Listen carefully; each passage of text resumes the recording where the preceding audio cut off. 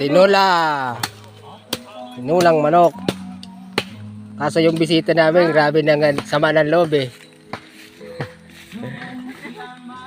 Ulam niya, sardinas. Kawawa naman eh.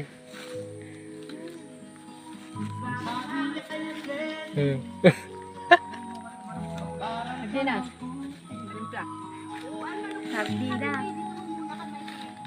Ito na po, ano ka ba? Doon ka na magkaon.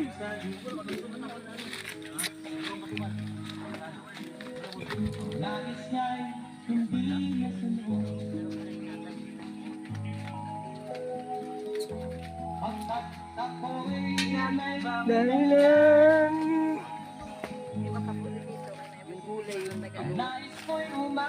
Yung gulay yung kinuha ko.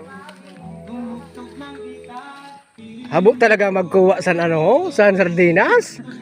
Ay san Kasama ano, yung san sardinas. habo talaga magkuha san manok. Terminal ng manok siya. May mga tabi ang nadusay kahapon sa ano sa plaza.